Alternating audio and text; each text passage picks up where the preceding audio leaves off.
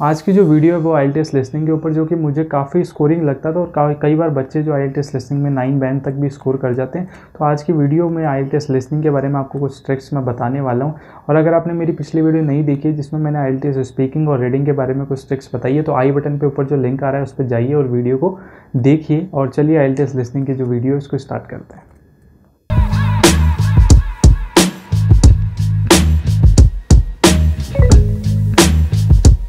Hey guys, मैं हूं विकास अंसल। मैं time to time study visas के ऊपर बच्चों के लिए वीडियो बनाता रहता हूं। तो अगर आपने मेरे चैनल अभी तक सब्सक्राइब नहीं किया है तो नीचे जो रेड वाला बटन है उसको दबाइए और पास में जो बेल आइकन है उसको भी दबा लीजिए, ताकि जब भी मैं कोई नई वीडियो पोस्ट करूँ तो आपके पास सबसे पहले नोटिफिकेशन उसका आ जाए।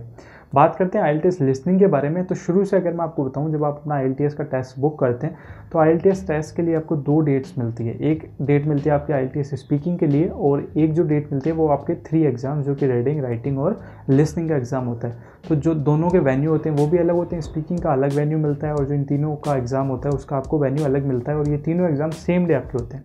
तो जब आप IELTS के एग्ज़ाम के लिए हॉल में जाते हैं इन तीनों एग्ज़ाम के लिए, तो IELTS लिसनिंग का जब एग्ज़ाम आपके लिए होता है तो इसके लिए आपको पूरे 40 मिनट्स दिए जाते हैं। 30 मिनट्स आपको जो ऑडियो सुनने को मिलते हैं और जो 10 मिनट्स होते हैं वो आपके आंसर आप कॉपी कर सकते हैं अपनी आंसर शीट के अंदर, ठीक है। IELTS लिसनिंग में हर एक क्वेश्चन का आपको 1 मार्क मिलता है और नेगेटिव मार्किंग इसमें नहीं होती है। और अगर मैं बात करूं IELTS के पार्ट की, तो IELTS में 4 पार्ट होते हैं। जो पहला पार्ट होता है उसके अंदर आपको बेसिक 2 पर्सन के बीच में एक कॉन्वर्सेशन सुनने को मिलती है, जिसमें आपको बेसिक से आंसर देखने को मिलते हैं, जैसे कि आपको किसी पर्सन का नाम या फिर किसी बिल्डिंग का नाम, फ़ोन नंबर या फिर एड्रेस, ऐसे आंसर आपको फाइंड करने होते हैं जो कि काफ़ी ईजी होते हैं। तो फर्स्ट पार्ट जो होता है वो काफ़ी स्कोरिंग होता है। इसके अंदर जो बच्चे नॉर्मल मिस्टेक करते हैं वो ये कि वो नंबर गलत लिख लेते हैं, कई बार 1 डिजिट में गलती कर देते हैं या फिर वो स्पेलिंग मिस्टेक कर देते हैं। तो इन चीज़ों का जरूर ध्यान रखें। और मैं आपको सजेस्ट करूँगा आपके पास पूरे IELTS टेस्ट के लिए 40 क्वेश्चन के लिए आप जो है कैपिटल वर्ड यूज़ करें। पार्ट 1 के बाद अगर हम पार्ट 2 पे आए तो पार्ट 2 में आपको नॉर्मली MCQs देखने को मिलते हैं, मल्टीपल चॉइस क्वेश्चन। तो ये होते हैं किसी एरिया के बारे में या किसी सिटी के बारे में या किसी यूनिवर्सिटी के स्ट्रक्चर के बारे में, जिसमें कुछ नई चीज़ें बिल्ड हुई है या फिर किसी का आर्किटेक्चर चेंज हुआ है किसी बिल्डिंग का, तो उसके बारे में बताया जाता है कि पहले यहाँ पे क्या था और अभी यहाँ पे क्या चेंजेस हो पाए हैं। तो उसके अंदर से आपको जो अपने आंसर है वो सेलेक्ट करने होते हैं। MCQs टाइप के क्वेश्चन आपको मिलेंगे। पार्ट 3 पे अगर हम आए तो पार्ट 3 में आपको कोई मैप, कोई डायग्राम या फिर टास्क डिवाइडेशन जब मैंने IELTS का लिसनिंग का एग्ज़ाम दिया था तो मेरे जो आया था वो एक असाइनमेंट था। किसी कॉलेज के प्रोफेसर ने अपने स्टूडेंट्स को एक असाइनमेंट दिया था। तो टास्क डिवाइड मतलब कि कौन कौन सी टास्क कौन सा बच्चा उस असाइनमेंट में हेल्प करेगा, तो वो कुछ ऐसा आया था। तो पार्ट 3 में आपको इस टाइप के क्वेश्चन भी देखने को मिल जाते हैं। मेनली जो क्वेश्चन देखने को मिलते हैं, आपको कोई मैप आता है तो मैप में आपको एरिया के ऊपर बिल्कुल नज़र रखनी पड़ती है। उसमें कॉन्सनट्रेशन बहुत ज़रूरी होता है। आपके पूरे IELTS लिसनिंग के लिए मैं यही बोलूँगा कि कॉन्सनट्रेशन बहुत ज़्यादा ज़रूरी होता है। और ये जो मैप वाला क्वेश्चन होता है इसमें तो आपको कॉन्सनट्रेशन बहुत ज़्यादा चाहिए होता है। तो बिल्कुल भी ध्यान नहीं हटाना है जब आप IELTS लिसनिंग का टेस्ट करते हैं। तो अगर आपने ध्यान हटा लिया तो वहीं पे आपका सारा जो IELTS लिसनिंग का टेस्ट है वो ख़राब हो सकता है। यही एक रीज़न होता है जो बच्चों का स्कोर नहीं आता। बाकी जो लिसनिंग है काफ़ी स्कोरिंग होती है। पार्ट 4 के बारे में अगर मैं बात करूँ, पार्ट 4 थोड़ा सा मुझे कॉम्प्लेक्स लगता था। वो क्यों? क्योंकि ये जो 3 पार्ट होते हैं उनसे काफ़ी अलग होता है। इसमें जो आपको नॉर्मल क्वेश्चन नहीं पूछ जाते हैं, इसमें आपको रिकॉर्डिंग जो होती है, जो ऑडियो आपको सुनने को मिलता है वो हिस्ट्री के बारे में सुनने को मिलता है, जो 2000 साल पहले। फॉर एन एग्जांपल अगर मैं बात करूं तो जैसे कि 2000 साल पहले डायनासोर हुआ करते थे। डायनासोर के कितने उसकी ब्रीड थी और कितने कौन से सन में वो था, ऐसे कुछ टाइप के क्वेश्चन आपको मिलते हैं। नॉर्मली जो क्वेश्चन मिलते हैं आपको summary completion, fill in the blanks या फिर टेबल, तो इस टाइप के क्वेश्चन आपको पार्ट 4 में मिलेंगे।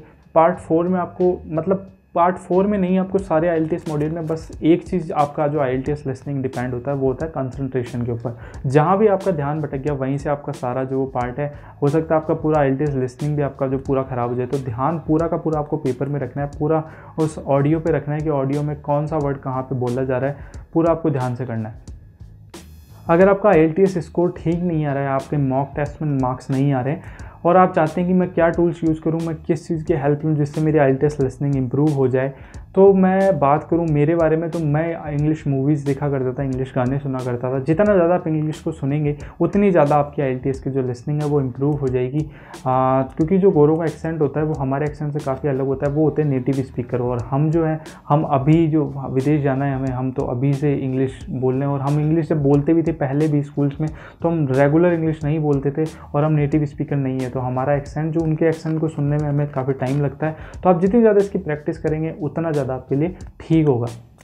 एक चीज़ और मैं आपको बताना चाहूँगा, कई बार क्या होता है, बहुत बार ऐसा होता है IELTS में कि आपको सिनोनिम नहीं पता होते हैं, आपकी वोकैब अच्छी होनी चाहिए IELTS लिसनिंग के लिए। और जो रीडिंग में भी मैंने बताया था कि आपकी वोकैब और जो आपके सिनोनिम्स की पावर होती है, जो कैचिंग पावर, वो आपकी अच्छी होनी चाहिए। तो मैं सजेस्ट करूँगा कि आप दिन में 10 सिनोनिम और 10 ईडियम्स वगैरह कुछ ऐसे देखें जो आपकी वोकैब को इम्प्रूव करें। सिनोनिम्स मैंने इसलिए बोला क्योंकि कई बार क्या होता है, जब आप IELTS एग्ज़ाम में बैठे होते हैं तो आपके सामने जो क्वेश्चन शीट होती है उसमें आपको वर्ड्स कुछ और मिलते हैं, और जो ऑडियो चलता रहता है उसमें वर्ड कुछ और होता है, तो वो सिनोनिम होता है।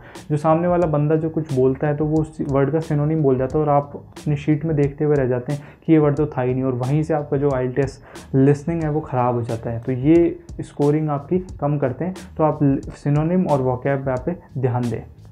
ये था IELTS लिसनिंग के ऊपर एक वीडियो। आई होप कि आपको पसंद आई होगी। अगर आपके कोई सजेशन हो तो आप कमेंट में टाइप कर दें, या फिर मुझे इंस्टाग्राम पे DM कर दें। मेरा इंस्टाग्राम ऊपर दिख रहा है आपको।